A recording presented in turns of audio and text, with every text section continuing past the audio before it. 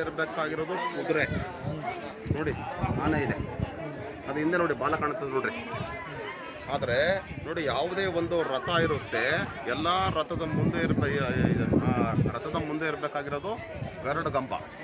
ಆ ಗರುಡಗಂಬ ಬದಲು ಒಳಗಡೆ ನೋಡಿ ಗರುಡ ವಿಗ್ರಹ ಕೆತ್ತಿ ರಥವನ್ನು ಮಾಡಿಸವ್ರೆ.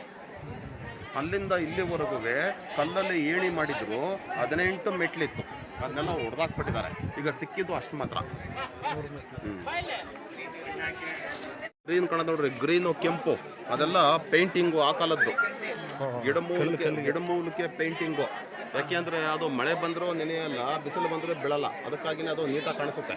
ಆದರೆ ವಿಜಯನಗರ ಕಾಲಕ್ಕೆ ದಸರಾ ನಡಿಬೇಕಾದ್ರೆ ಈ ಒಂದು ಕಲ್ಲಿನ ರಥಕ್ಕೆಲ್ಲ ಮಾವಿನ ಎಲೆಯಿಂದ ಅಲಂಕಾರವನ್ನು ಮಾಡೋರು. ಅದಕ್ಕಾಗಿಯೇ ಸುತ್ತ ಹೋಲ್ಸ್ ಕಾಣಿಸ್ತದೆ. ಹಾಗಾಗಿ ನೋಡಿ,